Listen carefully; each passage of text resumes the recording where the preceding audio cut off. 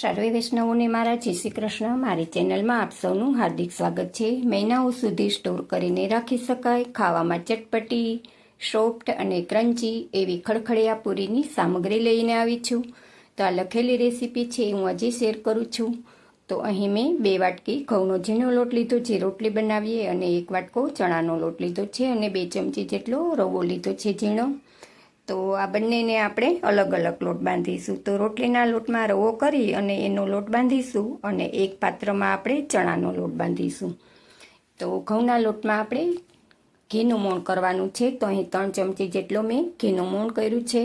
તો મોણ આપણે બહુ વધારે પણ નથી કરવાનું અને ઓછું પણ નથી કરવાનું। જો હું કઈ રીતનું કરું એ તમે જોઈ શકો છો કે બસ જો આ રીતે મુઠ્ઠી બંધાય અને તરત ખુલ્લી જાય એ રીતનું આપણે મોણ કરી અને જરૂર પ્રમાણે જલ કરતું જવાનું, અને જેવો આપણે પરોઠાનો લોટ બાંધીએ ને એ રીતનો આપણે લોટ બાંધવાનો છે। લોટ એકદમ સોફ્ટ નથી બાંધવાનો અને એકદમ હાર્ડ પણ નથી બાંધવાનો, એટલે મીડિયમ થિકનેસવાળો લોટ બાંધી એને આપણે 10-15 મિનિટ પછી રેસ્ટ આપીશું। જો અહીંયા હું નમક કરતાં ભૂલી ગઈ છે તો સ્વાદ પ્રમાણે આપણે નમક કરી અને લોટને આપણે કેળવી લેવાનો છે।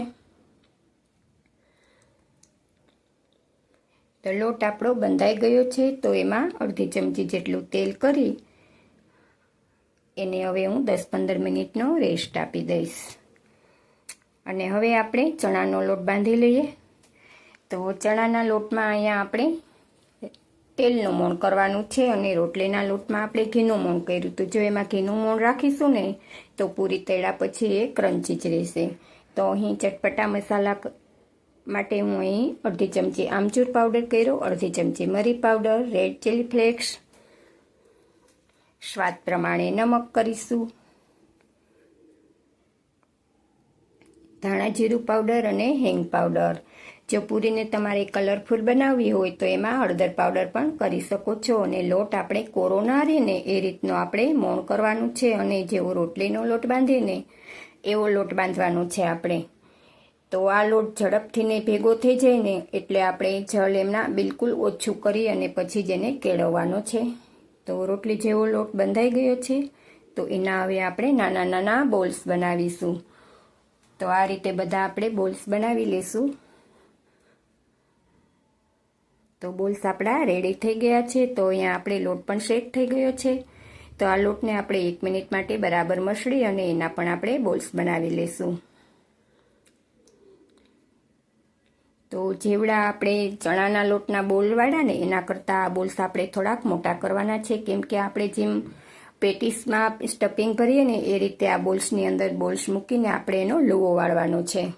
તો જોતાં જેવું લાગે છે કે આ રેસીપી અઘરી છે, મને પણ એવું લાગતું હતું, પણ જ્યારે હું બનાવવા વળગી તો એવું લાગ્યું કે એકદમ આસાન રેસીપી છે અને ખૂબ ઓછા સમયમાં બની જાય છે, અને એકદમ ચટપટી અને એક યુનિક રેસીપી છે। તો આપ ચોક્કસથી ટ્રાય કરજો, ખરેખર આ ટ્રાય કરવા જેવી છે।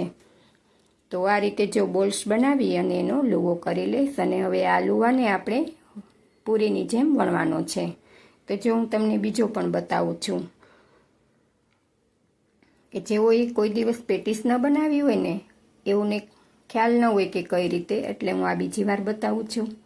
તો જો આ રીતે કરી અને ગોલ ગોલ ફેરવી અને બોલ્સને લીસો કરી દેવાનો, અને પછી હથેળીથી દબાવી અને લુવો બનાવી લેવાનો। તો આ રીતે બધા હું લુવા તૈયાર કરી લઈશ। તો લુવા આપણા રેડી થઈ ગયા છે, અને ગેસની ફ્લેમ મીડિયમ રાખી અને તેલ પણ મેં ગરમ પહેલેથી જ મૂકી દીધું છે। તો તેલ પણ ગરમ થઈ ગયું છે। તો હવે એને આપણે પાતળી રોટલી વણી લઈશું।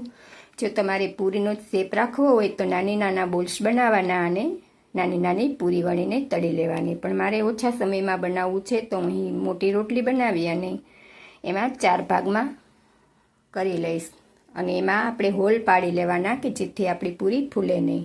અને તેલ પણ આપણું મીડિયમ ગરમ હોવું જોઈએ। જો એકદમ તેલ આવેલું હશે ને તો પૂરી આપણી એકદમ લાલ થઈ જશે, તો એમાં દાજેલને વાસ આવશે, અને જો એકદમ તેલ ઠંડુ હશે ને તો પૂરીમાં તેલ ચડી જશે, એટલે આ બાબતનું તો ખાસ ધ્યાન રાખવાનું। તો જો આ રીતે બનાવશો ને તો એકદમ ઓઇલ ફ્રી પૂરી તૈયાર થશે। તો આ રેસીપી તમને કેવી લાગી એ કમેન્ટમાં કમેન્ટ કરીને જણાવજો, અને તમે બનાવી છે કે નહીં ક્યારે એ પણ ચોક્કસથી કહેજો। ચેનલ પર નવા છો તો ચેનલને સબસ્ક્રાઈબ કરી લેજો।